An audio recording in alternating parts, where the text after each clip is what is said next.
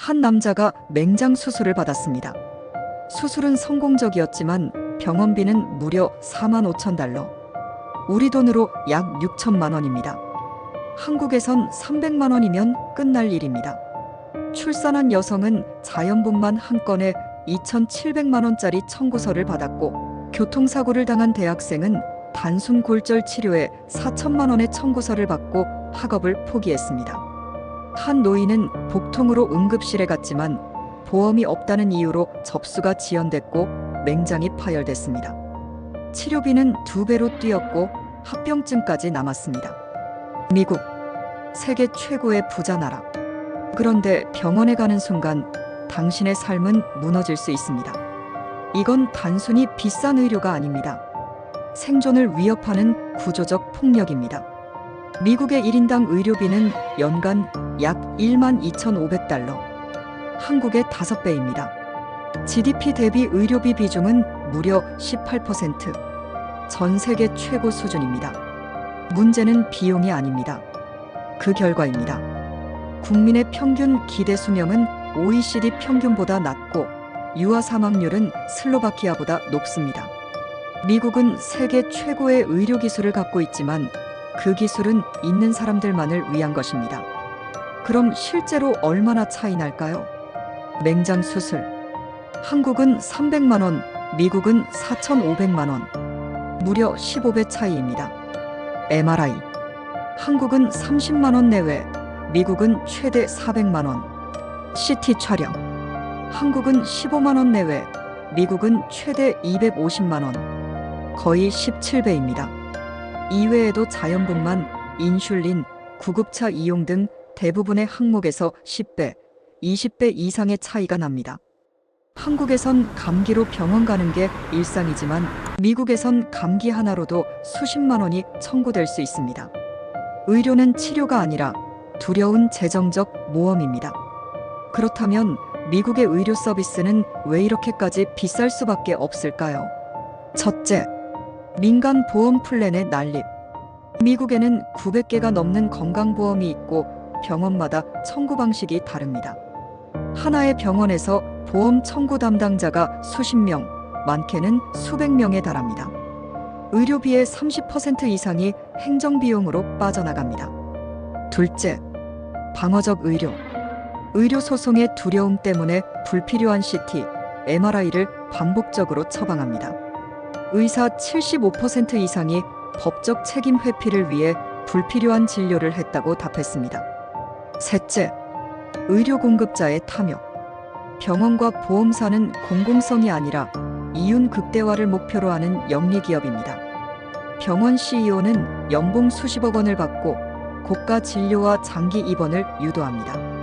넷째, 상업화된 과잉 진료. 병원은 환자가 빨리 낫는 것보다 오래 입원하고 반복 치료를 받는 걸 선호합니다. 고가 장비를 쓰고 약물을 과도하게 처방해 수익을 극대화합니다.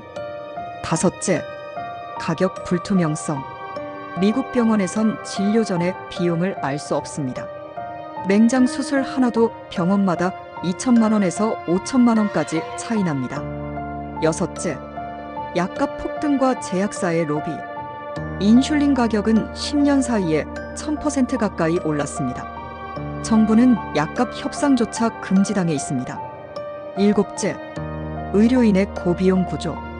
미국 의대생은 평균 4억에서 5억 원의 학자금 대출을 떠안고 졸업합니다. 이 빚은 고임금 요구로 이어지고 의료비 상승의 악순환을 만듭니다. 여덟째, 무보험자의 이중 가격 체계. 보험이 없는 사람은 보험 가입자보다 2배, 3배 비싼 진료비를 부담합니다. 아홉째, 빈곤층 진료비 회수 불가. 응급실은 법적으로 모든 환자를 받아야 하지만 지불 능력 없는 환자가 많습니다. 손실은 병원과 보험 시스템 전체에 전가되고 결국 모든 환자가 부담하게 됩니다. 10번째, 시장 논리. 미국 의료는 공공재가 아니라 하나의 상품입니다. 생명을 돈으로 거래하는 시스템입니다. 미국에서는 매년 50만 명 이상이 의료비 때문에 파산합니다.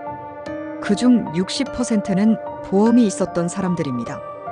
2023년 기준 미국 전체 가계의 의료비 체납 총액은 약 1,950억 달러, 우리 돈으로 약 260조 원입니다. 이 중 상당수는 추심업체로 넘겨졌습니다. 감기 하나, 엑스레이 한 장이 인생 전체를 뒤흔들 수 있습니다. 의료가 삶을 구하는 게 아니라 삶을 무너뜨리는 도화선이 된 겁니다. 병이 삶을 위협하는 게 아니라 청구서가 삶을 무너뜨립니다. 왜 미국 의료는 이렇게 파국적인데 바뀌지 않을까요? 미국 상원의원 3명 중 2명은 보험사나 제약사에서 정치자금을 받습니다. 의료산업 로비 자금은 연간 7조 원 이상입니다. 정부는 약값 협상조차 금지되어 있습니다. 그 법을 만든 이들도 그들의 돈을 받은 정치인입니다. 오바마케어는 전국민 건강보험을 목표로 했지만 성공하지 못했고, 버니 샌더스의 메디케어 포올은 사회주의 낙인과 로비 자금에 막혔습니다. 결론은 분명합니다.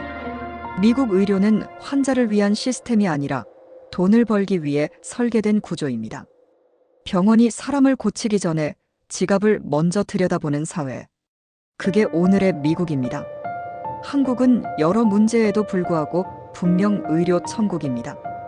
병원 이용이 쉽고 구급차는 무료이며 누구나 기본 진료를 받을 수 있습니다.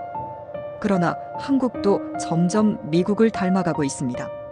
과잉 진료, 의료 쇼핑, 실손보험에 의한 도덕적 해이, 고령화로 인한 의료 수요 폭증, 지속적으로 취약해질 수밖에 없는 건강보험 재정, 공급자 유인 수요를 조장하는 행위별 수까지. 2023년 기준 국민 3명 중 1명이 실손보험에 가입했고 보험사 손실은 4조 원을 넘어섰습니다. 건강보험 재정도 아직 만성적자는 아니지만 진료비와 고령화로 인해 압박이 심해지고 있습니다. 지금의 한국은 공공의료의 틀을 유지하면서 우리가 감당할 수 있는 비용 구조를 지켜내느냐 아니면 미국의 길을 따라가느냐의 기로에 서 있습니다. 지금의 미국은 우리가 반드시 피해야 할 미래입니다. 병원은 아픈 사람을 살리는 곳이어야 합니다. 그것이 가계 파탄의 빚을 지우는 곳이 되어선 안 됩니다. 건강은 이익 창출의 수단이 되는 상품이 아닙니다. 모두가 누려야 할 가장 기본적인 권리입니다. 아프면 파산하는 사회, 그것은 우리가 절대 닮아선 안 될 미래입니다. JHD 헬라 TV였습니다. 감사합니다.